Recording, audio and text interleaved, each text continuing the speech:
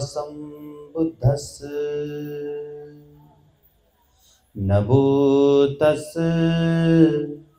भगवतो अरहतो सम्मा सम्बुद्धस्स नमो तस् भगवतो अरहतो सम्मा सम्बुद्धस्स। जगाला शांतीचा, समतेचा, बंधुतेचा, न्यायाचा मार्ग दाखवणारे भगवान तथागत सम्यक संबुद्ध व ज्यांनी 4 आर्य सत्य, आर्य अष्टांगिक मार्ग आणि 37 बोधिपक्ष धर्माच्या आधारावर स्वयं प्रयत्नातून स्वयं संशोधित करून निर्वाणाचा साक्षात्कार करणारे व तसेच सर्व मनुष्य लोक असोत ते सत्व लोक असो, त्या सर्व लोकांकरिता दुःखाचा मार्ग आणि सुखाचा मार्ग याचं संशोधन करून निर्वाणाचा मार्ग शिकवणारे भगवान तथागत सम्यक संबुद्ध प्रथमतः त्यांच्या चरणाला पंचांग प्रणाम करतो व तसेच पिढ्यानपिढ्या तुमच्या आमच्या अंगावर कधीही सोन्याची, जणू काही सोन्याची पहाट पाहायला मिळत नव्हती, ज्यांच्या माध्यमातून तुमचा आमचा रोजचा दिवस हा सोन्यासारखा उजाडतो, ते म्हणजे परमपूज्य बोधिसत्व डॉक्टर बाबासाहेब आंबेडकर। त्यांच्या धम्मक्रांतीला, त्यांच्या धम्म चळवळीला जगण्याचा श्वास जोपर्यंत आहे त्या शेवटच्या श्वासापर्यंत समर्पित भाव ठेवतो व त्यांच्या कार्याला नतमस्तक होतो, वंदन करतो। ज्यांच्या माध्यमातून मी घडलो ते म्हणजे माझे गुरुवर्य उपाध्याय आचार्य परमपूज्य ज्ञानज्योती महास्थवीर। त्यांना सुद्धा अभिवादन करून पुण्यक्षेत्र असणारा भिक्खू संघ, जो भूतकाळातही पुण्यक्षेत्र म्हणून समजला जातो, भविष्यातही पुण्यकर्म म्हणून समजला जातो आणि वर्तमानातही पुण्यकर्म म्हणून समजला जातो, तो आदरणीय भिक्खू संघ, त्यांना सुद्धा अभिवादन करून व धारण करण्यास योग्य असा भगवंताचा सुविख्यात असा सद्धम्म आणि त्या सद्धम्मावर आरू असणारे सर्व श्रद्धावान उपासक उपासिका, दायक दायिका, या वर्षवासाचा कालखंड, हा वर्षवासाचा दिवस या बौद्ध साहित्यामध्ये, बौद्ध परंपरेमध्ये सर्वात महत्त्वाचा समजला जातो। त्या दिवशी थोडं सुरू होतं वाचन, त्या वाचनामध्ये आपण जेव्हा स्वतः वाचतो किंवा चिंतन करतो तेव्हा एक लक्षात येते एक गोष्ट आहे। मी थोडासा विचार करत बसलो, गणित काढायची मला सवय आहे, मी विचार करत बसलो की कोणत्या वेळेस उपासक उपासिका जास्त निर्वाणाची अवस्था प्राप्त केली, म्हणजे कोणत्या वेळेला। मग ते बुद्धांचं एखादी देशना असो की मग ते कोणतंही वेळ असो, तर जेव्हा आपण असा स्वतः चिंतन करतो, विचार करतो, तेव्हा एक गोष्ट लक्षात आली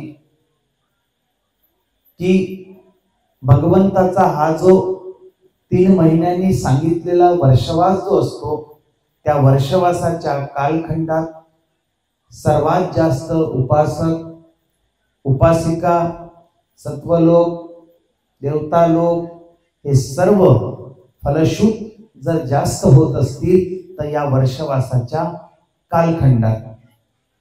मग स्वतःला प्रतिप्रश्न विचारला की का बरं या वर्षवासाच्या कालखंडातच निर्वाणाची अवस्था प्राप्त करत असतील तर लक्षात आलं की या 3 महिन्याच्या कालखंडात दायक दायिका, उपासक आणि उपासिका यांना कुशल कर्म करण्याची खूप जास्त संधी प्राप्त होते। तो वेळ म्हणजे सर्वात महत्वाचा या वर्षवासाचा। आणि दायकांना आपल्या सर्वांना माहिती असेल की हळूहळू आता वर्षवास जेमतेम आता संपण्याच्या याच्यात आहे। जर बघितलं, विचार जर केला तर ज्या भिक्षूंनी आषाढी पौर्णिमेपासून अधिष्ठान घेतलं तर ते अश्विन पौर्णिमेला आपलं अधिष्ठान समापन करतील, म्हणजे त्यांचा वर्षवास परिपूर्ण होईल। जे भिक्षू श्रावण पौर्णिमेला आपला वर्षवास म्हणजे आपलं अधिष्ठान घेतलं त्यांचं कार्तिक पौर्णिमेला होत असते। तर या वर्षवासाच्या कालखंडात मी त्या दिवशीच एक दायिका होत्या व्हिएतनामच्या, आमचं डिस्कशन सुरू होतं। डिस्कशन म्हणजे हे होतं की त्यांनी परत भंतेजींना, शिलानंद भंतेजींना त्यांच्या व्हिएतनामला आणलं होतं। तर त्यांनी मला काही फोटोग्राफ्स पाठवले होते आणि मग मी त्याच्यावरच त्यांच्यासोबत बोलत बसलो। तर त्यावेळेस मी त्यांना विचारलं की तुमच्या देशात वर्षवास कसा साजरा केला जातो। तर त्या उपासक उपासिका, दायक दायिका त्यांनी मला फोटो पाठवलेत आणि लक्षात आलं आपण ज्या पद्धतीने दिवाळीचा सण साजरा करतो त्याच पद्धतीने बौद्ध देशामध्ये अनेक उपासक उपासिका हा वर्षवास खूप उत्तम पद्धतीने साजरा करतात, कारण ते कुशल कर्म करण्याची ती संधी प्राप्त होते। आज भाद्रपद अमावस्येच्या पर्वावर तुम्ही आम्ही सर्वजण जमला आहोत, आलो आहोत। काही निमित्त असते, त्या निमित्ताच्या अनुषंगाने तुम्ही आम्ही सर्वजण जमलो आहोत, आलो आहोत। आणि जर निमित्त जर नसतं तर काही कारण नसतं। बुद्ध म्हणतात ना, कारणाशिवाय कोणतीही गोष्ट घडत नाही आणि कोणत्याही गोष्टीला कारण जोपर्यंत असत नाही तोपर्यंत कोणतीही घटना घडत नाही। तर या भाद्रपद अमावस्येच्या पर्वावर मागचा मधु पौर्णिमेचा कालखंड जो आपण भाद्रपद पौर्णिमा म्हणतो, मी मागच्या वेळेस खूप विस्तृत असं, मग ते भिक्षुणींची संघाची स्थापना असो कि मग विशाखाचे आर्य उपोषक असो की भगवंतांनी पहिल्यांदा श्रीलंकेला गेलं असो, वेगवेगळ्या विषयावर मी मागच्या या भाद्रपद पौर्णिमेपासून हात आहे 15 दिवस म्हणजे सारखा आम्ही देशनेमध्ये बोलत होतो। परंतु मला वाटलं आजचा विषय थोडा वेगळा असेल। कधी कधी बोलत असताना थोडंसं डोकावून बघावं लागते। ते काय वेळेवर फक्त एवढंच विचारलं, अरे आज कोणता महत्वाचा भूमिका आहे आजच्या या अमावस्येच्या पर्वावर। तर एका भंतेजीने सांगितलं, भंतेजी मैंने तो कुछ पढ़ा नहीं, मी काय वाचलत नाही, पण तुम्ही एकदा पुस्तक, मी म्हणलं साऱ्या पुस्तकात तुम्ही तिकडे घेऊन गेला, इकडे एकही नाही आहे।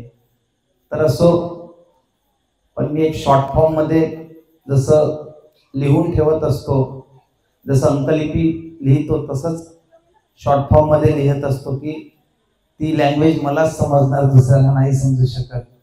तर मी लिहिलं होतं। तर आजचा जो दिवस आहे अतिशय महत्वाचा। या दिवसाला भगवंतांनी एक म्हणजे महामंगल गाथा याचं स्पष्टीकरण भगवंतांनी भिक्षूंना, उपासक आणि उपासिकेंना समजावून सांगितलं आणि ते अतिशय सुंदर भगवंतांनी ते कथनही केलं. पण तत्पूर्वी पहिल्यांदा ही भाद्रपद पौर्णिमाच आहे. या भाद्रपद पौर्णिमेला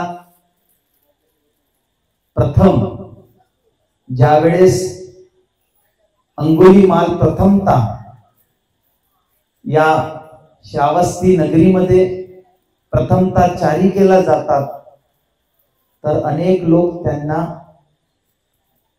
दगडाने मारतात. ते आजचा अतिशय महत्वाचा प्रसंग. बुद्धांना ज्यावेळेस श्रावस्तीला श्रावण पौर्णिमेला ज्यावेळेस आपण बघितलं की श्रावण पौर्णिमेला अंगुलीमाल भगवंतांना शरण जातो आणि त्यानंतर तो हळूहळू भगवंताच्या सद्धम्माकडे वाटचाल करतो. अनेक लोकांना वाटते की अंगुलीमाल खऱ्या अर्थाने बदललेला नसावा, परंतु दायकांनो वाचता वाचता एक वाचण्यात आलं होतं माझ्या की अंगुलीमाल जे भंतेजी आहेत, जसं आर्य श्रावक आहेत ना भगवंताचे, खूप आर्य श्रावक आहेत, खूप जास्त आर्य श्रावक. म्हणजे अनिरुद्ध भंतेजी असो, सारिपुत्त भंतेजी, महामोग्गलन भंते हे तर आहेत, महाकाश्यप भंतेजी आहेत, उपाली आहेत, आनंद भंतेजी आहेत, राहुल भंतेजी आहेत, तसेच अंगुलीमाल शिवली भंतेजी आहेत. अंगुलीमाल भंतेजी सुद्धा आपण जर विचार केला तर ते सुद्धा एक आर्य श्रावक आहे. एकदा त्या श्रावस्ती नगरीमध्ये भगवंत त्या जेतवनामध्ये राहत असतात आणि राहता राहता अंगुलीमालही बुद्धांकडे, भगवान बुद्ध असेच बसलेले असतात. बसलेले असताना हा अंगुलीमाल बुद्धांच्या बाजूला, भगवान बुद्ध जे काही धम्म सांगत राहायचे तर अंगुलीमाल बरोबर ऐकत जायचा. ऐकता ऐकता त्यांनी त्याच्या स्वभावात, त्याच्या चित्ताच्या चेतनेमध्ये एवढी बदल घडवून आणला की त्याला स्वतःच जेव्हा केलेलं कृत्य हे आठवत होतं, तेव्हा त्याला स्वतः त्याच्या डोळ्यात खूप ढसाढसा अश्रू येत होते. आणि हे सर्व बघत असताना भगवंत म्हणाले, अरे अंगुलीमाला, आज तुला कोणाचं भोजनाचं निमंत्रण नाही आलं आहे का? अंगुलीमाल म्हणतात, भंते भगवान, नाही, आज मला कोणाचंही आमंत्रण भोजनाचं आलेलं नाही. मग बुद्ध म्हणतात, अरे मग अंगुलीमाला, तुला जर भोजनाचं आमंत्रण किंवा निमंत्रण आलं नसेल तर मग तू इथे काय करतोस? तू उचल आपलं भिक्षा पात्र आणि जा या नगरीमध्ये आणि चारिका घेऊन ये, असं भगवान बुद्ध म्हणतात. आणि एकदम शांत चित्ताने, प्रशब्द चित्तातून हे अंगुलीमाल भंतेजी, हो भंते भगवान, मी चारिकेला जातो, मी पिंडपातासाठी जातो, आपण म्हणाल तसं मी हे करतो. लगेच परिमंडल घालतात, बुद्धाला वंदन करतात आणि आपलं पात्र घेऊन हे अंगुलीमाल भंते त्या श्रावस्तीच्या नगरीकडे वाटचाल करत असतात. जसजसं वाटचाल करत असतात, वाटचाल करता करता गावातली जी बॉर्डर आहे, शिव आहे, त्या शिवामध्ये लगेच अंगुलीमाल भंते प्रवेश करतात. आणि प्रवेश केल्याबरोबर पहिल्यांदा तर असं होते की त्या अंगुलीमालाला मुंडन केल्यानंतर कोणीच ओळखत अजिबात नाही. एक कारण, लोक खूप शांत चित्ताने बघत असतात, पाहत असतात आणि मग तिथले काही लोक जेव्हा त्यांच्याकडे खूप निरखून पारखून बघतात तेव्हा लक्षात येते, अरे हा तर अंगुलीमाल आहे. आणि असं ते श्रावस्ती नगरीतलं काही असे कुटुंब असे होते की ज्याचे या अंगुलीमालाने बोट कापलेत नाही, याची हत्या केली नाही, असं कोणतंच असं या श्रावस्ती नगरीमध्ये घर नव्हतं की त्याच्या घरातल्या लोकांची हिंसा या अंगुलीमालाने केली नव्हती.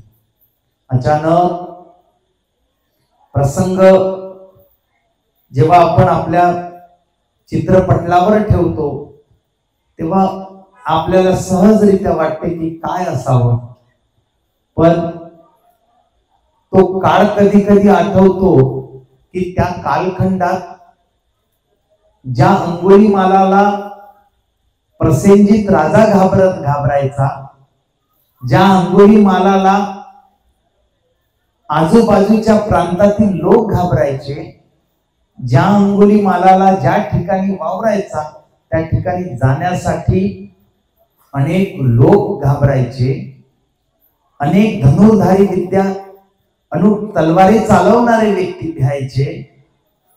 मग नेमका हा अंगुलीमालाचा मुळात स्वभाव होता तरी कसा?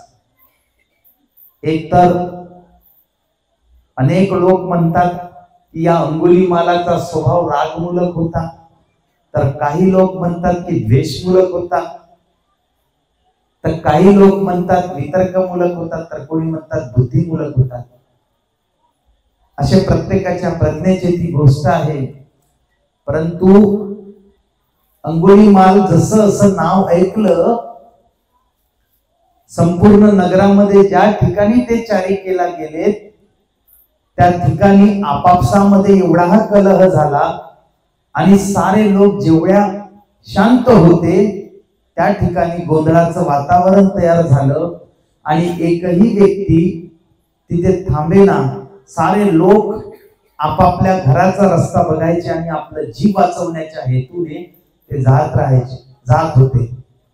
अचानक अंगुलीमाल भंते बोलत होते, नाही रे बाबा, मी तुम्हाला कोणाला नुकसान करायला आलोच नाही, मी फक्त पिंडपात करण्यासाठी आलो, चारिका करण्यासाठी आलो. पण लोक काय घाबरेना, लोक स्वतःचा जीव वाचवण्यामध्ये सक्षम झाला. एक व्यक्ती असा बोलू लागला, अरे आधी तर हा अंगुलीमाल डाकू होता, पण आता त्यांनी तर भगवान बुद्धाच्या चिवर घेऊन भगवान बुद्धाचं पित्त वस्त्र धारण करून आता तर खऱ्या अर्थाने काय करणार आहेत? खऱ्या अर्थाने ते काय करतील? आता तर आमच्या साध्या फण्याचा फायदा घेणार आहेत. आणि अशा हेतूने दायकांनो त्या अंगुलीमाल भंतेजींच्या संदर्भात नगरामध्ये खूप अशी गोष्ट पसरली. सारे लोक घाबरू लागले. तिथला एक व्यक्ती जो होता, ज्या व्यक्तीच्या घरची हत्या ताजी केली होती, म्हणजे प्रवज्या घेण्याच्या काही दिवसाआधी हत्या केली होती, तो व्यक्ती बघतो काय? तो बघतो एक दगड घेतो आणि तो दगड उचलून त्या अंगुलीमाल भंतेजींच्या लगेच अंगावर फेकून मारतो. आणि जेव्हा ते अंगुलीमाल भंतेजींच्या अंगावर फेकून मारतात, ते अंगुलीमाल भंतेजींच्या लगेच डोक्याला लागतो आणि तिथे इजा होत असते. आणि तरी सुद्धा अंगुलीमाल भंते काहीच रिॲक्शन करत नाही, बघून अटॅक करत नाही. हे बघून दुसराही काय करतो, पुन्हा एखादी हातात आलेली वस्तू ते घेतो आणि ते सुद्धा त्यांच्या अंगावर फेकतो.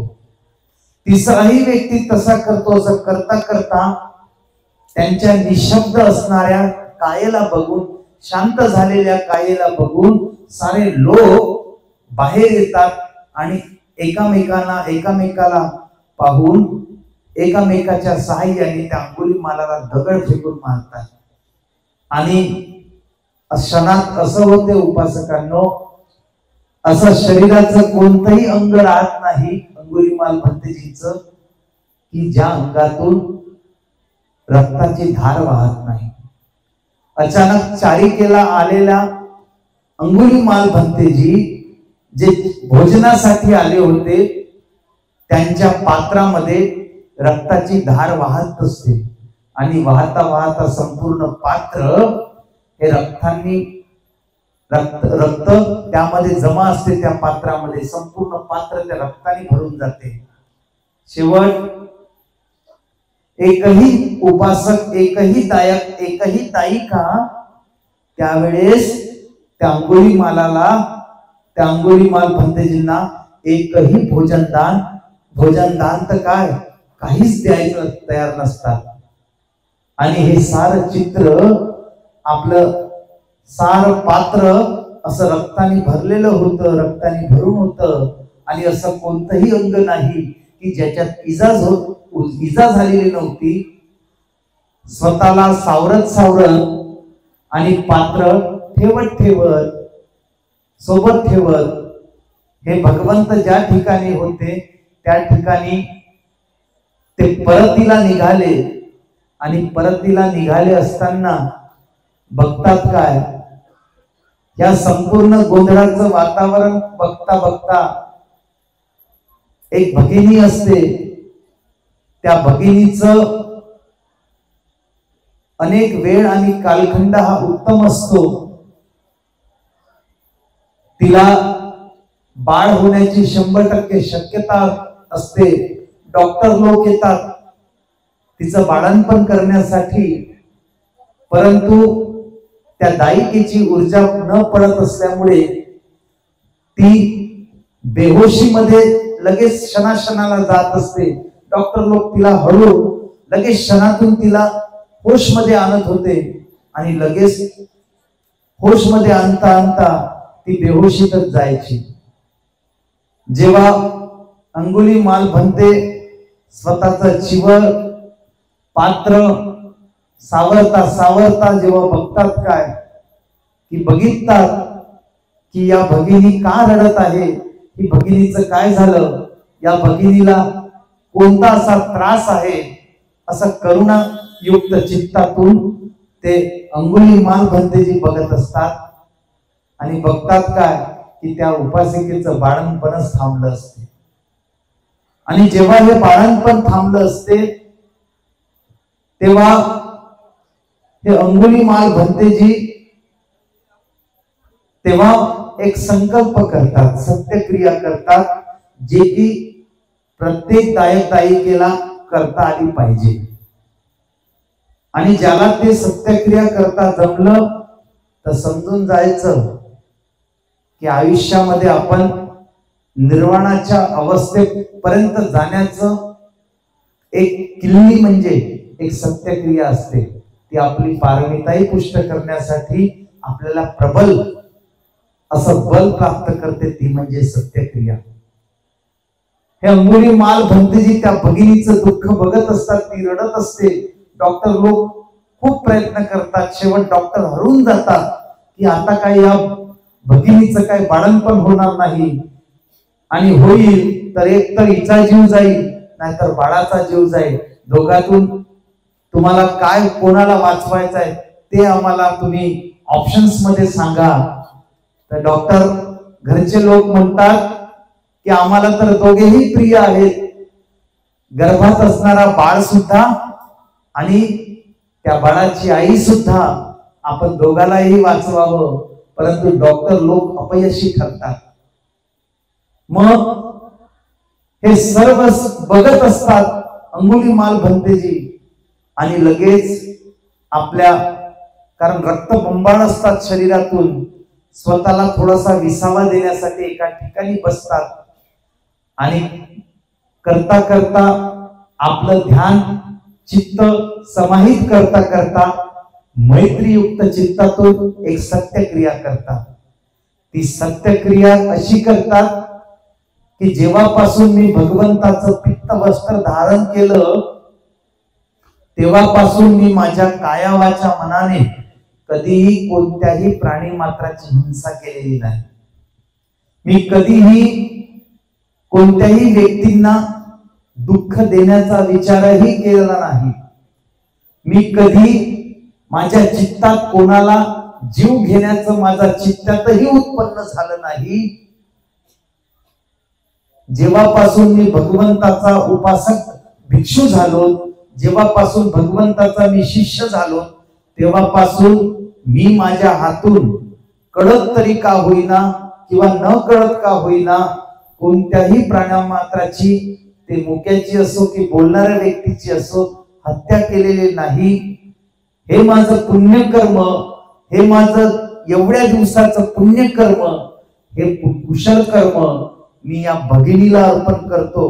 हे पुण्यकर्म देत असताना, हे सत्यक्रिया करत असताना मी जे काही पालन केलं, जे काही मी प्राणहत्या केलेली नाही, या पुण्याच्या बलानं या भगिनीचं बाळणपण सुखरूप हो, एवढीच अंगुलीमाल भंतेजी सत्यक्रिया करतात.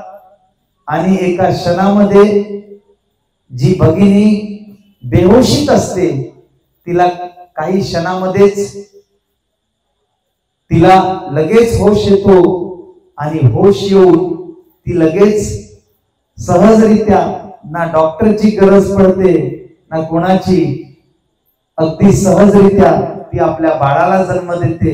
आणि जेव्हा ते बाळ अगदी बाजूला पडून असते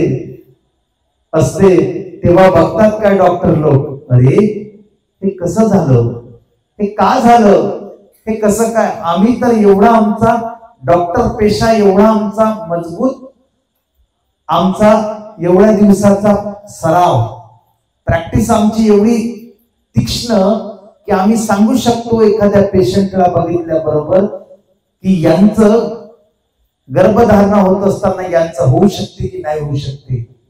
पण बघता क्षणी हे गोष्ट अशक्य आहे, हे होऊ शकत नाही, हे आमच्या बुद्धीच्या स्तरावरही आम्हाला हे मान्य होत नाही. काय झालं, कसं झालं, हा प्रश्नचिन्ह अनेक तिथल्या डॉक्टरांना उतरला. परंतु दायकांनो, ज्या ज्या लोकांनी त्या अंगुलीमाल भंतेजींना दगडाने मारलं, काही क्षणांनंतर जेव्हा हे अंगुलीमाल भंतेजी सत्यक्रिया करत होते, तर काही लोक त्यांची सत्यक्रिया ऐकत होते.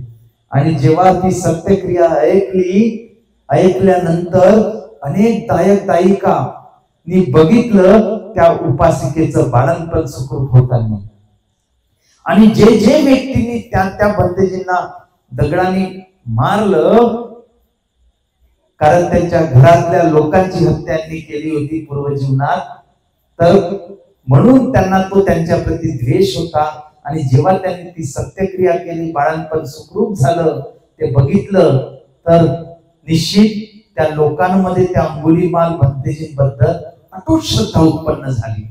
आणि त्यांना असं वाटायला लागलं की भगवंताचा एक पित्तधारी असणारा व्यक्ती, आज आपण त्यांना काय दिलं, आज आपण त्यांना भोजन देऊ शकलो नाही, तर म्हणजे नेमकं आपलं किती मोठा कुशल कर्म. अंगुलीमाल भंतेजी त्यांना पायांनाही सरळ चालता येत नव्हतं, कारण शरीराचं असं कोणतंही अंग प्रत्यंग नव्हतं की ज्यांच्या शरीरातून रक्त वाहत नव्हतं, असं कोणतंच नव्हतं. शेवट त्या जेतवनात जातात, भगवंत असतात बाजूला, आणि लगेच ते पात्र ठेवतात, बुद्धाला वंदन करतात आणि बाजूला बसून जातात.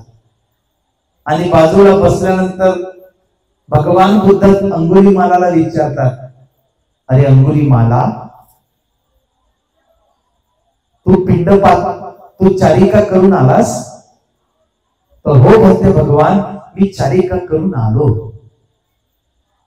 मग आज तुला चारिकेत काय काय मिळालं?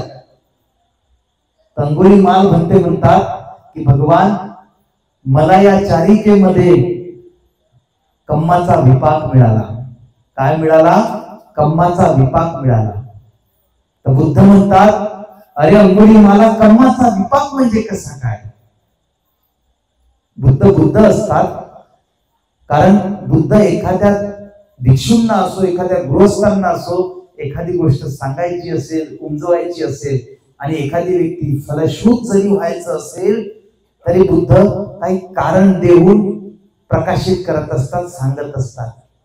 अंगुलीमाल भंते म्हणतात, भगवान आज ज्या ठिकाणी मी चारिकेला गेलो त्यांचे असे कोणते कुटुंब नाही की ज्यांची मी हत्या केलेली नाही.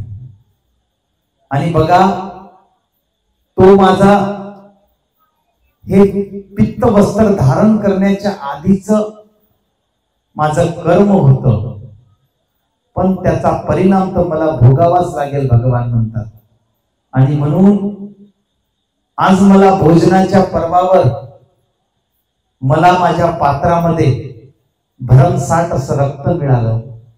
आणि ते जेव्हा रक्ताला बघतो तेव्हा चित्तात करुणा उत्पन्न होती की ज्या वेळेस मी तुमच्या शरण आलो नव्हतो, तुमचा धम्म आकलनित केला नव्हता, तेव्हा मी अविद्येमध्ये होतो, तेव्हा एवढ्या लोकांचे मी जीव हत्या करून माझ्या चित्तात एक करुणा उत्पन्न झाली नाही,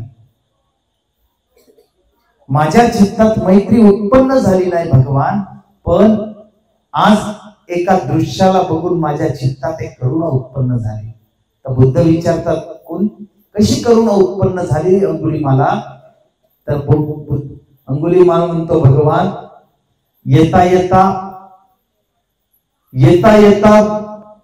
लोकांनी फार मला दगडाने मारलं हो, अंग प्रत्यंग माझं संपूर्ण तुटून गेलं. थोडा विसावा घ्यायसाठी बसलो काय बाजूला, ते एका उपासिकेचं, एका भगिनीचं बाळणपण थांबलं होतं.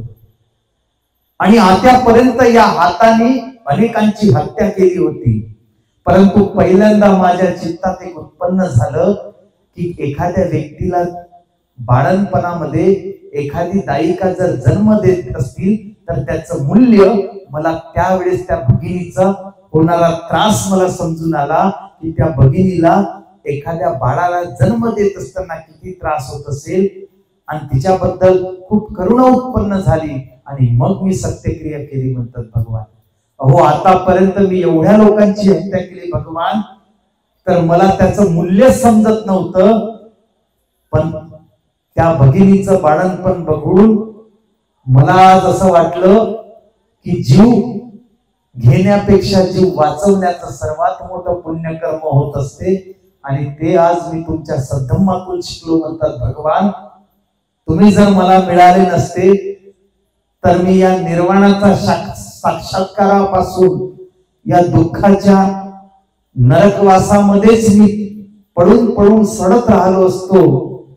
पण तुम्ही सुद्धा अनेक जीवनाच्या पारमिता असल्यामुळे तुम्ही सुद्धा मला मिळालेत आणि माझ्या चित्तात करुणा असा भाव उत्पन्न झाला. तर त्यावेळेस भगवान त्याला खूप शुद्ध चित्तातून अंगुलीमाल भंते वंदन करतात, अभिवादन करतात दायकांना. आणि वंदन करून म्हणतात, भिक्षूंमध्ये आपापसात चर्चा होते. भिक्षू लोक म्हणतात, भगवान तर पुढचंही बघू शकतात, वर्तमान भूतकाळ भविष्य काळातही बघू शकतात. काय भगवंतांना अंगुलीमालाला दगडाने मारणार आहेत हे काही समजलं नाही का? आणि जर बुद्धाला समजलं होतं मग बुद्धांनी अंगुलीमालाला का पाठवलं? तर तेवढ्यात असे प्रश्नचिन्ह उपस्थित झाले. तेव्हा भगवान म्हणतात, भिक्षूंनो, तुम्ही एक बाजूने विचार करत आहात, परंतु दोन बाजू बघा. जर अंगुलीमालाला जर ते कम्म आहे, कम्माचा विपाक तो तर भोगावाच लागतो. पण तिथून जर तो येता येता जर त्याच्या भगिनीचं बाळणपण त्रासदायक त्याला दिसलं नसतं तर त्याच्या चित्तात करुणाचा भाव, करुणेचा भाव उत्पन्न झाला नसता, मैत्रीयुक्त चित्त उत्पन्न झालं नसतं. आणि त्या मैत्रीयुक्त चित्तातून सत्यक्रिया कशी करावी हे शिकलं नसतं. आणि नसतं तर कमीत कमी या सर्व भिक्षूंमध्ये हा अंगुलीमाल जो भंतेजी आहे हा बुद्ध शासनामध्ये आर्य श्रावक बनला नसता. या आर्य श्रावकाचं बल एवढं मोठं आहे की जो सत्यक्रिया करण्यामध्ये खूप परिपूर्ण आणि अग्रणीय भूमिका आहे. म्हणून दायकांनो, तुम्ही जो काही उपवास पालन करता, शील पालन करता, दान देता, मग ते भोजन दान असो की नाना विधीचं दान असो, त्या करत असताना सत्यक्रिया तुम्हाला करता आली पाहिजे. त्या दिवशी आम्ही बार्शी टाकलीला 3 तारखेला गेलो असताना एक प्रसंग घडला. मी भंतेजींच्या अगदी जवळ होतो आणि मोरद्यांनी श्रावण पौर्णिमेपासून बाहेर निघणं सुरू केलं. त्याच्यामुळे ज्या विहारात गेलं, ज्या घरी गेलं, त्या ठिकाणी भंतेजी प्रवचनाची पहिले तू चालू कर, नंतर मी बोलतो, असं भंतेजी संधी द्यायचे. असंच अचानक त्या दिवसाला असं घडलं की मी म्हटलं, भंतेजी पावसाचा खूप वेळ आहे, समय आहे आणि माझ्यापेक्षा दायक दायिका तुम्हाला ऐकू इच्छितात, तर या आजच्या दिवसाला तुम्ही धम्मदेशना द्या. मी एखाद्या वेळेस नेक्स्ट टाइम मी बघेन. आणि आम्ही विनंती केली भंतेजींना, खूप याच्याने माईक दिला. भंतेजींनी माईक घेतला. पावसाचं खूप वादळ, पण एक मी तिथे दृश्य बघितलं दायकांनो. भंतेजी बाजूलाच होते, मी बाजूला होतो. भंतेजींनी त्यावेळेस एक सत्यक्रिया केली. सत्यक्रिया आपण वाचण्यात ठीक आहे करतो, वाचतो, पण जेव्हा जेव्हा अनुभूतीच्या आधारावर जेव्हा ती सत्यक्रिया उतरते तेव्हा मला स्वतः असं वाटते की बुद्धाच्या एक एक वचनामध्ये एवढं मोठं बल आहे की तुम्ही आम्ही पारड्यात जरी आपण ठेवलं तरी ते बुद्ध वचन आहे. त्याला तुम्ही आम्ही कोणत्याच मापदंडामध्ये तोलू मोलू मोजू शकत नाही. भंतेजी बाजूला होते आणि भंतेजींनी सत्यक्रिया केली. मी जेव्हापासून प्रवज्जित झालो तेव्हापासून मी कधीही भिक्षापात्राच्या व्यतिरिक्त मी कुठेही भोजनदान घेतलेलं नाही. या पुण्याच्या बलानं इथे मी जे काही धम्मदेशना देत आहे त्या धम्मदेशनेच्या निमित्ताने सर्व लोकांना धम्मदेशना होतपर्यंत अजिबात पावसाने कोणत्याही पद्धतीचा त्रास देता कामा नये. वास्तविक निसर्ग आहे, निसर्गाला चॅलेंज करणं, जो बुद्ध गुणांवर आरूढ असतो, जो बुद्धाच्या शील समाधी प्रज्ञेचा अभ्यास करत असतो, तर निसर्गही त्याच्यासोबत असतो. मी सारं बघत होतो ते दृश्य. आमच्या शस्त्रबुद्धी आई पण त्या दिवशी बघत होते. बघतात काय, आजूबाजूला खूप पाऊस, एवढा पाऊस की असं वाटलं की लगेच आला रे बाबा पाऊस, आता काही खरं नाही. पण मी बघितलं की आजूबाजूला खूप पाऊस, पण तिथे म्हणजे त्या प्रेमायसेस मध्ये भंतेजींची धम्मदेशना सुरू, पण तिथे एकही पाऊस नव्हता. आणि ज्यावेळेस शेवट आलं त्यावेळेस थोडासा पाऊस आला. ही असते सत्यक्रियादायक. म्हणून तुम्हाला ती सत्यक्रिया करता आली पाहिजे. ही सत्यक्रिया करत असताना सांगतो, जे लोक झोपत असतील तर समजून जायचं पुढच्या जन्मात तुम्ही साप योनीत जन्माला या. जे व्यक्ती धम्म सांगता झोपतात तर समजून जायचं की ते येणाऱ्या जीवनात शाप योनीत जन्माला येतात. त्यांचा कणा काय सरळ नसतो. दुसरी गोष्ट, आता त्याच्यातून हे नको विचारा की साप कोणते जहरीले होतील भंतेजी की कोणते विषारी होतील, ते नको विचारा. तर आपण सर्वांनी कोणाला करत होते चोरा तुम्ही,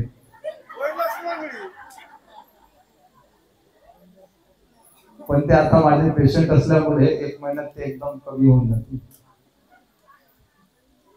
तर दायकांनो,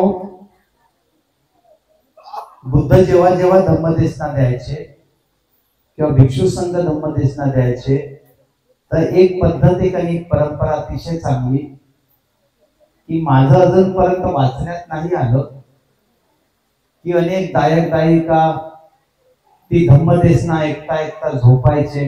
माझ्या तरी हे नाही आलं. कारण ते लोक जेव्हा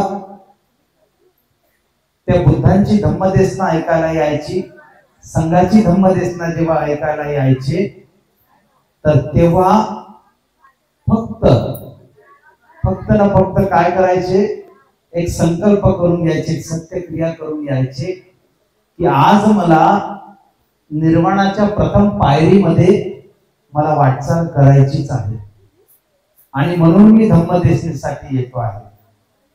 तुम्ही काही असा संकल्प करून येत नाही. म्हणून निर्वाणाच्या प्रथम अवस्थेपर्यंत तुम्ही काही पार होत नाही.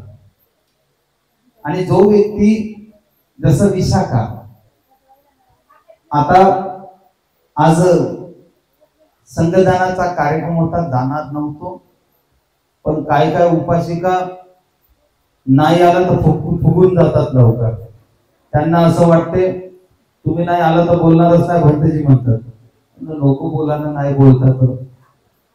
पण काही काही दायिका भंतेजी मा कार्यक्रम असाच होऊन जाईल जी म्हणते, कोणी सांगायला नाही म्हणे तर कमीत कमी तुम्ही या म्हणून असं अनेक दायिका. नाही तर काय आज जायचं काही मत नव्हतं, परंतु भंतेजींना पण थोडा धम्मदेशनेसाठी हे पाहिजे होता आणि भंतेजीने पण म्हटलं की चल आज जावं लागेल आपल्या सर्वांना, तर म्हणून आज थोडस जायचा विचार केला.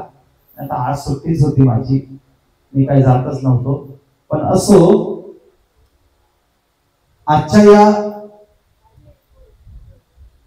दिनाच्या पर्वावर तुम्ही जरी जमला असाल, पण सत्यक्रिया व्यक्तीला करता आली पाहिजे.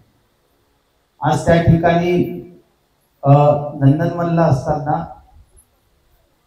एका दायिकेने प्रश्न विचारला की दायिका मोठ्या होत्या, मला वाटते धम्माचा अभ्यास करणाऱ्या होत्या. त्या उपासिकेने मला प्रश्न विचारला की भंतेजी, आणि मी बोलत असताना फक्त आज भोजनदानाच्या रिलेटेड, म्हणजे मोस्टली आम्रपालीचं दिलेलं भोजनदान असो की मग सुजाताने दिलेली खीर असो की तपस्सू आणि भल्लिकाने दिलेलं पहिलं भोजन असो की मग चुंदाचं शेवटचं भोजन असो की सुपवासाच्या भोजनाच्या संदर्भात, मी फक्त आज माझी धम्मदेशना भोजनाच्या रिलेटेडच होती. आणि त्या संदर्भात त्या दायिकेने धम्मदेशना संपल्यानंतर एक प्रश्न विचारला, अतिशय सुंदर होता. ती म्हणतात, भंतेजी, मी कशा पद्धतीने सत्यक्रिया करून भोजनदान देऊ शकते? तर मी म्हणतात, आपण आपले जे काही भोजनदान देतो कुशल चित्तातून, त्या कुशल चित्ताला आपण जरी आठवलं की मी खूप कुशल चित्तातून भोजनदान दिलं, तरी सत्यक्रिया होऊ शकते. मग मी त्यांना एक उदाहरण दिलं. कधी कधी विशाखा खूप दूर राहायची आणि भगवान कधी कधी जेतवनात राहायचे. सकाळी सकाळी पहाटेला असं कमळाचे 7 फुलं घ्यायचे आणि 7 फुलांचा बुद्धानुसती करता करता आणि बुद्धानुसती करता करता आज माझं भोजनदान जे निमंत्रण आहे ते मी बुद्धाला दान देतो आणि भगवंतांनी हे माझं निमंत्रण आणि आमंत्रण स्वीकारावं, असं सत्यक्रिया विशाखा करायची. आणि पुण्यकर्म विशाखाचं एवढं की सकाळी सकाळी पहाटेला भगवंताकडे पुष्प येऊन पडायचे त्यांच्या चरणावर. आनंद भंतेजी विचारायचे, भगवान, अहो तुम्हाला भेटायला तर कोणीच आलेलं नाही सकाळी सकाळी, मग हे पुष्प आले कसे? तर बुद्ध म्हणायचे, अरे आनंदा, तेवढ्या दूर हे जे आजचं निमंत्रण जे आहे ना म्हणतात भोजनाचं, ते विशाखाने घेतलेलं आहे. हो का म्हणतात भगवान, पण त्या तर आल्या नाही. अरे आनंदा, एखाद्या व्यक्तीने शुद्ध चित्तातून आणि सत्यक्रिया जर केली तर हे पुष्प, मी कुठेही जरी असेल तरी पुष्प माझ्यापर्यंत येतील. तेवढं बल, त्या पुष्पाचं बल, पाठवण्याचं बल ते त्या विशाखाच्या सत्यक्रियेमध्ये होतं. तर जोपर्यंत तसं आपली बलवत्त भूमिका होत नाही तोपर्यंत दायकदायिकांनो हे पुष्प बुद्धांपर्यंत आपले जाणार नाही. हे कितीही सिम कार्ड तुम्ही यूज करा, त्याचे नेटवर्क जरी चालले जातील, पण सत्यक्रियाचा नेटवर्क कधीही जात नाही. हेच आपण समजून घेतलं पाहिजे. म्हणून मी मगाशी असं सहज सत्यक्रिया विषय निघाला म्हणून एक विषय बोलतो. तुमच्या सर्वांना माहिती असेल की ज्यावेळेस सिद्धार्थ गौतमाला महामायेने जन्म दिला, तर जन्म दिल्यानंतर सिद्धार्थ गौतमाचं जे नाव आहे ते कितव्या दिवसात ठेवण्यात आलं? कोणत्या दिवसाला ठेवण्यात आलं? कोणत्या दिवसात? 7व्या दिवसात. पुन्हा कितव्या दिवसात ठेवण्यात आलं? सर्वजण 7 म्हणतात, पण 7व्या दिवसात नाही ठेवण्यात आलं. ज्या वेळेस सिद्धार्थ गौतमाचं नाव ठेवण्यात आलं, त्याच्या जन्माचा 5वा दिवस, त्याच दिवसाला प्रत्येक बुद्ध जे असतात, प्रत्येक बोधिसत्व जे असतात, जे बुद्ध बनणारे असतात, त्यांचा प्रत्येक, मग ते कोणतेही बुद्ध असो, कुसंदक घ्या, कोणागमन घ्या, कश्यप बुद्ध घ्या, या सर्व बुद्ध जे आहेत त्या सर्व बुद्धांचं नाव जे आहे हे 5व्याच दिवशी ठेवलं जाते. याचं कारण असं, कारण त्यांच्या आईचा जगण्याचे दिवस फक्त किती असतात?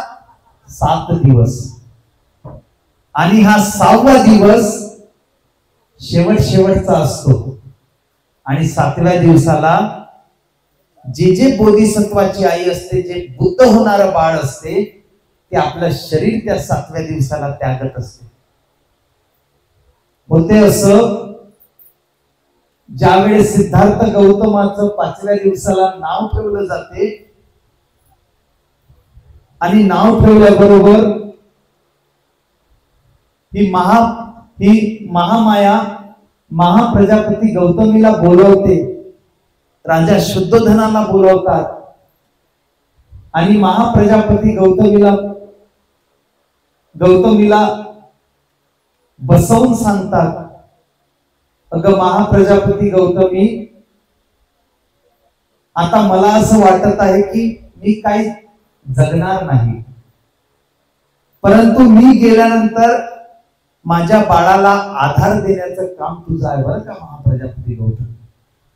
त्याला अजिबात पोरकासारखं सांभाळू नकोस, तू त्याला खूप स्वतःच्या बाळासारखं तू सांभाळ, असं ही महामाया महाप्रजापती गौतमीला उत्तम पद्धतीने सांगत असतात. आणि सांगता सांगता सत्यक्रिया जेव्हा करतात, मी कधी कधी आपण म्हणतो ना, शेक हँड जेव्हा घेतो आपण, शेक हँड जेव्हा एकामेकांसोबत घेतो, तेव्हा मला असं वाटलं की हे वेस्टर्न कल्चर आहे. पण माझ्या वाचण्यात आलं की पहिल्यांदा महामायेने सत्यक्रिया करत असताना महाप्रजापती गौतमीचा हात स्वतःच्या हातात दिला आणि तू माझ्या बाळाला योग्य असं संगोपन करशील ना, असं पहिल्यांदा संकल्प करणारी बोधिसत्वाची ती आई महामाया, ती पहिल्यांदा मी हातात घेऊन शेक हँड करताना पहिल्यांदा बघितलं. म्हणजे माझ्या वाचण्यात आलं मला असं वाटलं की हे वेस्टर्न कल्चर आहे, हे विदेशातून आलेली परंपरा आहे. पण मी जेव्हा वाचलं तेव्हा मी राऊंड अप करून ठेवतो एखादी परंपरा, एखादी संस्कृती, एखादी नवीन गोष्ट, तर माझं ती सवय आहे. तर ती पहिल्यांदा त्या दायिकेने बघितली आणि शेवटी म्हणते, महामाया आता तू तर मला शब्द दिला आहेस म्हणते महाप्रजापती, आता मी शरीर जरी त्यागलं तरी काही हे नाही, पण मला वाटत नाही म्हणते मी जगणार म्हणून. कारण जे बोधिसत्वाची आई असते तिला बरोबर तिच्या शरीराची चाहूल लागत असते की मी आता जास्त काळ टिकणार नाही. कोणतेही बुद्ध असो, जे बुद्ध असतात, जे होणारे बुद्ध असतात, बोधिसत्वातून बुद्ध होणारे असतात, त्यांची आई 7वा दिवसपर्यंत. त्या दिवशी एक गोष्ट माझी वाचण्यात आली, ते उकल म्हणून सांगतो की हे 7च दिवस का जगते. कारण ज्यावेळेस शेवटचा जन्म त्या बाळाला आपल्या गर्भात घेत असते तेव्हा सुद्धा, जेव्हा हे बुद्धाला जन्म देण्यासाठी, बोधिसत्वाला जन्म देण्यासाठी कल्पाची जेव्हा पारमिता परिपूर्ण करतात तेव्हा सुद्धा या उपासिका एक संकल्प करतात. तो संकल्प म्हणजे असा की जे काही बुद्ध असतील त्यांनी लोकांना जरी सद्धम्म सांगतील, देवता लोकांना जरी सद्धम्म सांगतील, पण स्पेशल आपल्या आईसाठी तो धम्म सांगितला पाहिजे. म्हणून त्या कालखंडापासून ते संकल्प करत असतात. म्हणून 7 दिवसानंतर ते आपलं शरीर जरी त्यागलं तर भगवान बुद्ध जेव्हा जेव्हा बुद्धत्व प्राप्त करतात तरी एक वर्षवास आपल्या आईला धम्म सांगण्यासाठी तो देत असतात. तेव्हा ते आपल्या आईच्या ऋणातूनही मुक्त होतात. हे लक्षात ठेवा दायकांनो. म्हणून हे सत्यक्रिया आपण मी बघतो, अनेक दायक दायिका रोगी आहेत, काही दुःखी आहेत, काही दायक दायिका धम्माच्या क्षेत्रात खूप पुढे येत आहेत, काही व्यक्ती हसत आहेत तर काही व्यक्ती दुःखी पण आहेत, काही व्यक्ती कुशल कर्म करून आनंदित आहेत तर काही दायक दायिका कुशल कर्म करूनही दुःखी आहेत, काही दायक दायिका अकुशल कर्म करूनही दुःखी आहेत आणि कुशल कर्म करूनही दुःखी आहेत. तर काही दायक दायिका अशा व्यक्तींना सत्यक्रिया करता येत नाही. दायकांना ही सत्यक्रिया जर शिकायची असेल तर कधी ना कधी एक कमळाचं फूल त्या विशाखाने फक्त त्या बुद्धाला शुद्ध चित्तातून भोजन दानाचं निमंत्रण दिलं. फक्त हा एकच संकल्प त्या व्यक्तीला तिचं कुशल कर्म, तिचं पुण्यकर्म, तिचं अनेक जीवनातल्या पारमिता हे सत्यक्रियेला परावर्तित होते. आम्ही त्या दिवशी एक घटना सांगतो. मी गेलो असताना आमच्याच एक दायिका आहेत, आमची एक उपासिका आहे. ती दायिका ला बाळणपण होत नव्हतं, कसं तरी बाळणपण झालं कितीतरी वर्षाने. परंतु जेव्हा ते 7व्या महिन्याचंच बाळ आणि सारखं डॉक्टरांनी सांगितलं, मी स्पेशली बोललो त्यांच्यासोबत की परिवाराला सांगणार नाही तर मला तर सांगतील. तर डॉक्टरांनी सांगितलं की हा काय बाळ जगू शकणार नाही भंतेजी, कारण बाळाची मुवमेंट दिसत नाही, काहीतरी शक्य नाही.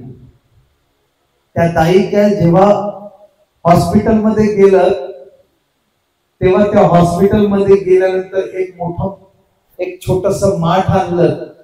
ती 4 दिवसापासून त्या हॉस्पिटलला ऍडमिट होती, डिलिव्हरी काही होत नव्हती. मी अचानक गेलो, भंतेजी आम्ही गेलो. माझ्यासोबत चांगलं पटत असल्यामुळे माझ्यासोबत चांगलं चुटून मुटून बोलायच्या करता.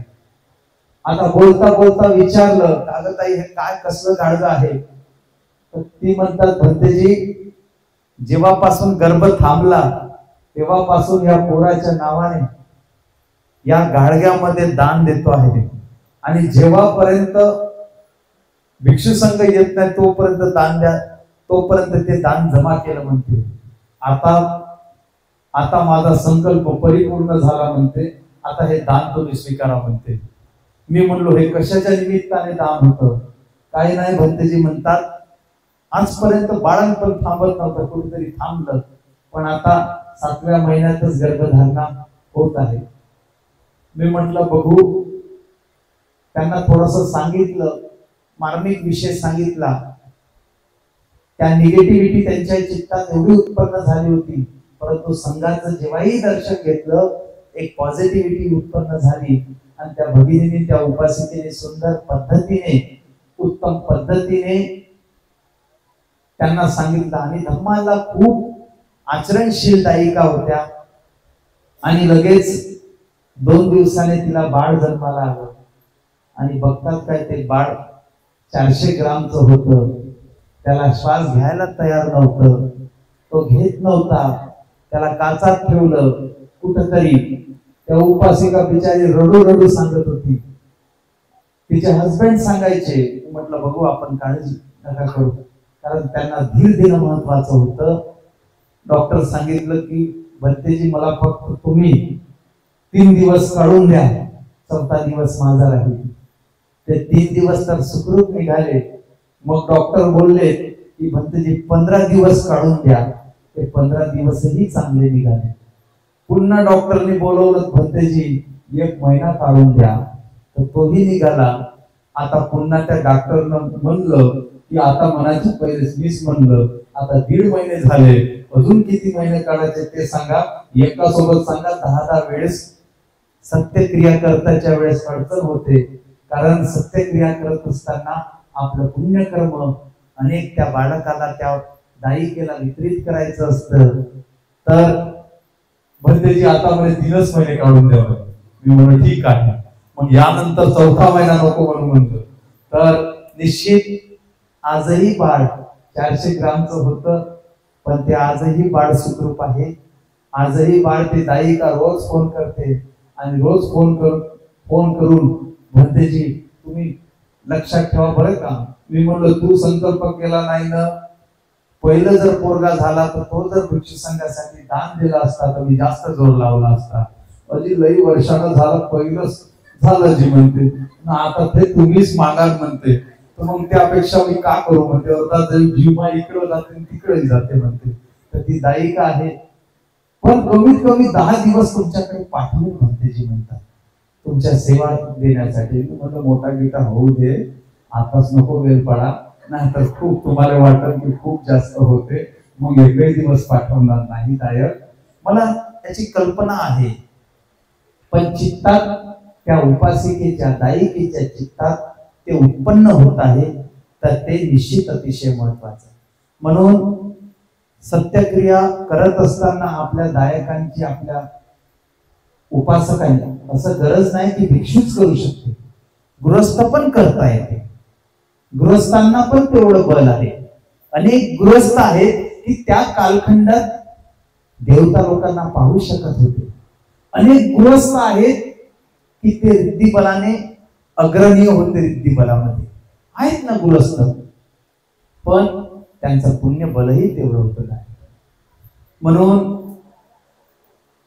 आपण जेवढं धम्मामध्ये आपण आचरणशील राहू, धम्मामध्ये जेवढं आपण प्रॅक्टिकली जीवन जगण्याचा प्रयत्न करू, तर मला असं वाटते तेवढं आपलं शील, समाधी आणि प्रज्ञा हे खूप जास्त मजबूतीने काम करेल. आणि जेव्हा ते मजबूतीने काम करेल तेव्हा दायकांनो समजून जायचं की आपण निर्वाणाचा आपण योग्य पद्धतीने अभ्यास करतो आहे. म्हणून दायक आणि दायिका, उपासक आणि उपासिका, एक साधं फुल का नसो, आज एक घटना घडली. मी नेहमी सांगतो, आज नंदनवनला असताना बघितलं मी, उपासक उपासिकेने आधी शील घेऊन घेतले आणि उपोषणाचा दिवस असल्यामुळे सर्वांनी वेळेवरच भोजनदान घेतलं. पण भोजनदान घेतल्याबरोबर एक घटना मला लक्षात आली आणि त्या उपासिका बिचाऱ्या माझ्या कानात सांगायला बसले, कारण त्यांना असं वाटलं आम्ही घरचे लोक बोलून तर आमचं वाईट पण येईल लोकांसोबत, तर भंतेजी तुम्हीच बोला ना. लोकही आजकाल लई हुशार आहेत, म्हणजे भंतेजी काय रोज रोज येत नाही, वाईट पण होईल तर भंतेजीच होईल. लोक अरे नाही काही म्हणतात ना, बरे नाही काय म्हणतात, त्यापेक्षा पुन्हा काय म्हणतात काय फरक पडते. म्हणून त्या उपासिका हळूशान मा कानाजवळ आले, असं म्हणून टाका म्हणते भंतेजी. आणि मी चिंतन केलं, दायकांनो आपल्या पोटापुरतं आपण भोजन घेतलं आणि घेतल्यानंतर ते जर डब्यामध्ये आपण न विचारता घेत असेल तर ती चोरी म्हणून समजली जाते. काय म्हणून समजली जाते? चोरी म्हणून समज.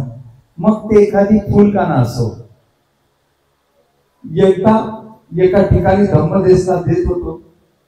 धम्मदेशना देता देता एका उपासिकेला वंदन करायचं होतं. एका उपासिकेने बाजूला फुलं ठेवले.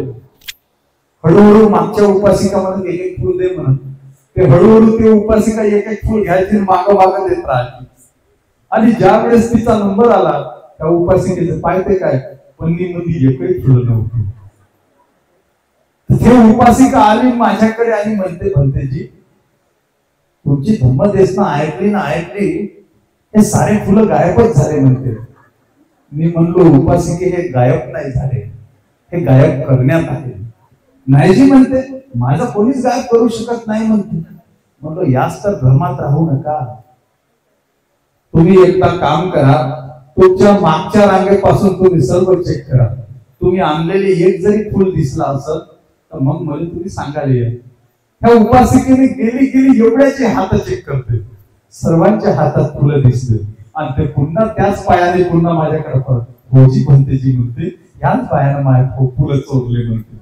मी म्हणलो आता पहा बरं, म्हणलो तुम्ही थोड्या वेळासाठी म्हणले की गायब झाल्या होत्या आणि आता थोड्या वेळासाठी. गायकांनो ही जी भूमिका असते, जी एखादी वस्तू न दिलेली असते, मग ते फुलांची असो की कोणतीही वस्तू असो, ती जोपर्यंत एखादी दायिका आपल्याला दान देत नाही, मग ते आमच्या दायकांचं असो. या उपासिका काय करतात, दान देतात, पण जोपर्यंत एखाद्या भिक्षूंचा हात लागत नाही तोपर्यंत दान ते स्वीकारल्यासारखं होत नाही. ते असंच राहते आणि पुण्यकर्म होईल, पण ते हीन पद्धतीचं पुण्यकर्म होत, ते उत्तम पद्धतीचं दान होत नाही.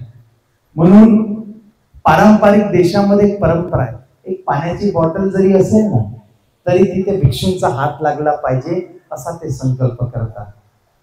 पण आमच्या दायिका दाखवासाठी समोर मस्त लोकशाही घेतात आणि मग भिक्षूंचाच हात लागत नाही, त्याच्याने ते पुण्यकर्म होत नाही. दुसरं, जे दान करतो त्याची गाथाच म्हणत नाही. बुद्धमूर्ती दान देतो पण गाथाच म्हणत नसेल तर ते बुद्धमूर्ती दान होत नाही. भिक्षा पात्र दान देत असेल आणि भिक्षा पात्र जर दान देऊन तुम्ही म्हणत नसाल, गाथाच म्हणत नसाल भिक्षा पात्र दान देण्याची, तर ते दान होत नाही. एक बोधिवृक्ष दान देत असाल, त्याची गाथा म्हणत नसाल तरी ते दान होत नाही. हे जे तोरण आहेत ना, तोरण धम्मचक्र म्हणजे धम्मध्वज, ते सुद्धा त्याची गाथा सुद्धा म्हणत नाही तरी सुद्धा ते दान होत नाही दायका. तर म्हणून तुम्ही जे काही दान देता ते दानाची गाथा आपल्याला मुखगत असली पाहिजे. मी विचारतो, मी स्वतःला कधी चिंतन मनन करतो की आमच्या दायिकांना म्हणा की आम्हाला म्हणा, ह्या गाथा का येत नाही, का आम्हाला विसर पडतो, का आमच्या चित्तात उत्पन्न होत नाही? कारण आपल्या श्रद्धेमध्ये थोडा ना थोडासा तरी खंड आहे. त्या दिवशीची एक घटना तुम्हाला एक सांगतो. असंच एक घटना होती. ती घटना म्हणजे नागपूरची आहे, ते तुम्हाला सांगण्यासाठी अतिशय महत्वाची आहे. अनेक उपासक उपासिका असतात, ते कधी कधी तुम्हाला असं वाटत असेल की भंतेजीला सांगत नाही, पण हळूशाना फोन करूनही सांगत असतात. तर त्या दिवशी काय एक घटना होती, त्या उपासिकेने मला फोन केला. एक तर आधी फोन आला, मी त्याच्यात फक्त ऐकून घेतलं, आणि मग 2 दिवसांनी पुन्हा एक फोन आला, आणि तो फोन आल्यानंतर अतिशय मी वार्तालाप केला की काय झालं, नेमकं कसं झालं. तर घटना अशी होती, त्या दिवशी झालं असं, काही भिक्षू संघ एका विहारात कार्यक्रमासाठी गेला होता, आणि गेला असताना तेवढ्यात आता जशी लाईन गेली तशी त्या दिवसाली लाईन गेली. हा मारही आपल्या बरोबर काम दाखवत असतो बरं का, या मारावर विजय मिळवणं खूप कठीण आहे. आता लाईन गेली, आणि लाईन गेल्यानंतर आता मला तर धम्मदेसना द्यायची होती, मी काय करू. असं करता करता आता या भालचक्र आई आहे, या भालचक्र आई गेल्या आपल्या घरी, आणि भंतेजीला धम्म देण्यासाठी घरून आपला स्पीकर आणि माईक घेऊन आले. त्या म्हणते भंतेजी धम्म देसना. आता मी धम्म देसना त्याने बसलो. आता मी माझं नाव सांगत आहो म्हणजे मी नो बरं का, एक भंतेजी सांगत आहो. हा, ते कोणी असो, मी असो, कोणी असो, कोणी जीवनधारी जरी असला तरी तो भिक्षूच असतो. एक उदाहरण म्हणून भालचक्र आई समजण्यासाठी. आता भालचक्र आईने मला तो स्पीकर आणून दिला, मी मस्त धम्म देसना दिली. आता धम्म देसना दिल्यानंतर, धम्म देसनानंतर मला झाला लोभ उत्पन्न. कसला? त्या स्पीकरच्या संदर्भातला. आता त्या स्पीकरच्या संदर्भातला लोभ उत्पन्न झाला. मी भालचक्र आईला म्हणतो, आई हा स्पीकर लई चांगला आहे, म्हणते तुमच्या घरी काय विहार आहे का, तुम्ही कायले वापरता. मी घेऊन जातो, मी घेऊन जातो. आता या भालचक्र आई बिचाऱ्या, त्यांना असं वाटलं की भंतेजी मजाक करत असतील, काय भंतेजी काही देणार नाही. कारण या भालचक्र आईनी भालचक्र बाबासोबत भांडू भांडू तो कसा तरी स्पीकर आणला, आणि तेवढ्यात मी घेऊन गेलो तो स्पीकर. आणि स्पीकर घेऊन गेल्यानंतर जसा घेऊन गेलो, लगेच भालचक्र बाबा येऊन पाहतील घरी, तो स्पीकर दिसणार जर नसेल तर भालचक्र आईला लई बदलतील, लई मारतील. म्हणून भालचक्र आई जाते, थोडेसे इकडून तिकडून पैसे जमा करते बिचाऱ्या, आणि तो स्पीकर घेऊन येतात. कमीत कमी जसाचा तसा, कमीत कमी भालचक्र बाबाला वाटलं नाही पाहिजे की आपला स्पीकर दुसरा कोणी घेऊन गेला.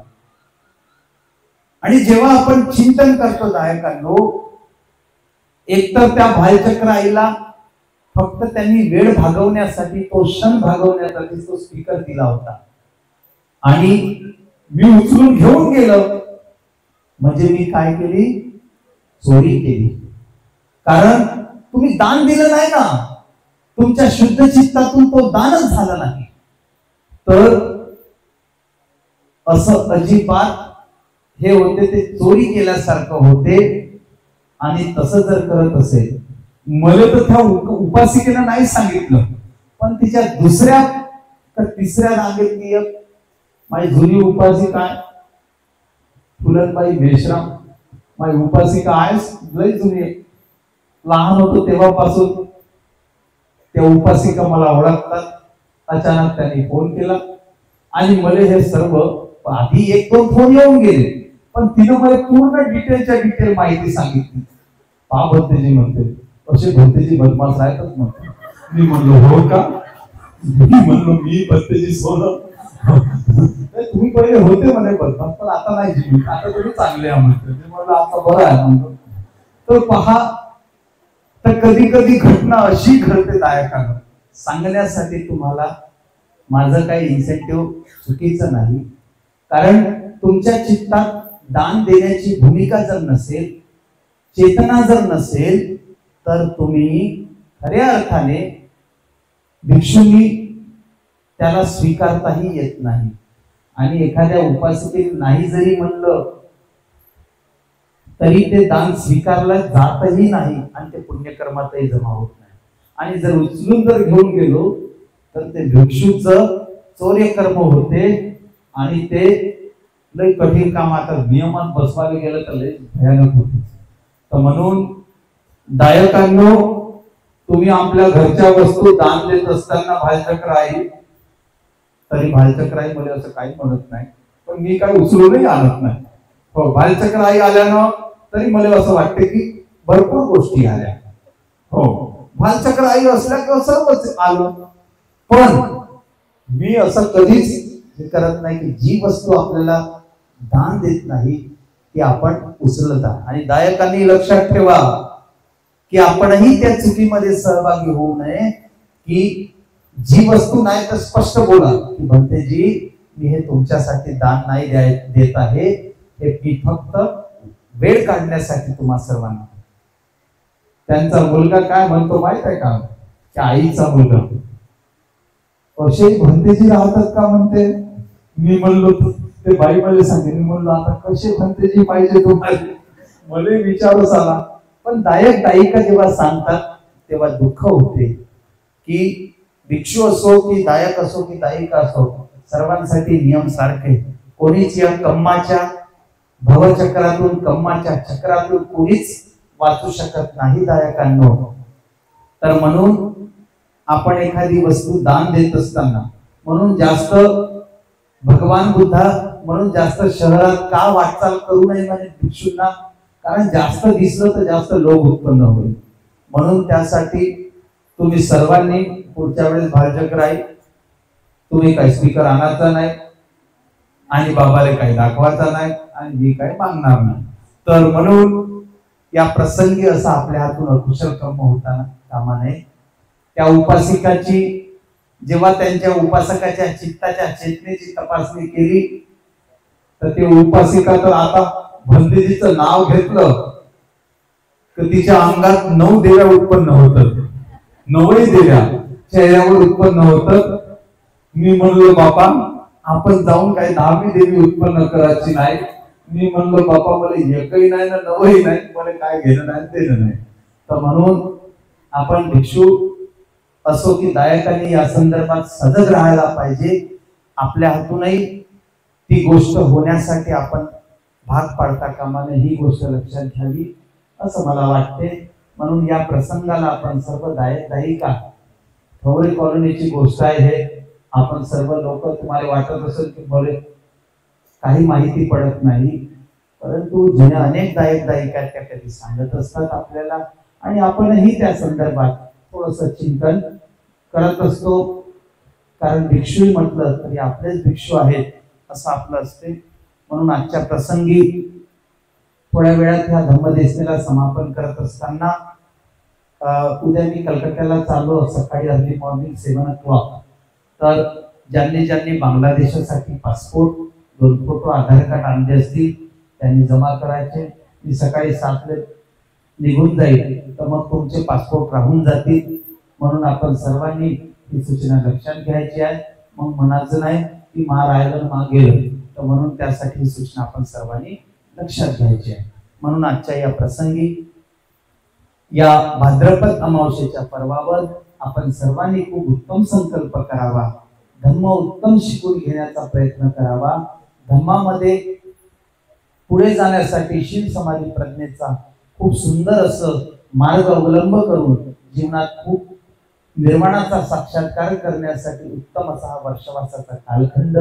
त्या वर्षवासाच्या कालखंडात जे दायक दायिका जे सत्यक्रिया करत असतात, निश्चित काही दायक दायिका अशाही सुंदर सत्यक्रिया करतात की एखादी कोणी आजारी असेल आणि आजारी करता करता जरी शुद्ध चित्तातून मैत्री जरी करत असतील तरी त्याचा आजारातून ते मुक्त करण्यासाठी त्या दायिकेचंही बळ खूप मोठं असते.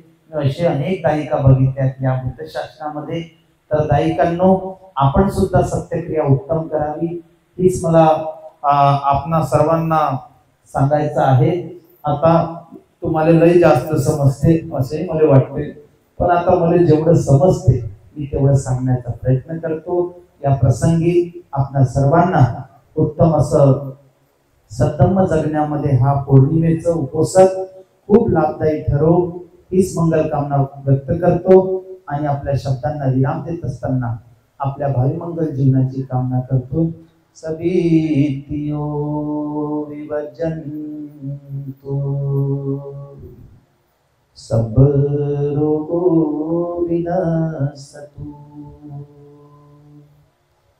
माते भवन अंतरायो सुखी दीर्घायु को भव अभिवादन शिवेश निचन वड्ढा पचारिनो चत्तारो धम्मा वर्धन्ति आयुर्वन्नो सुखं बलन्ति.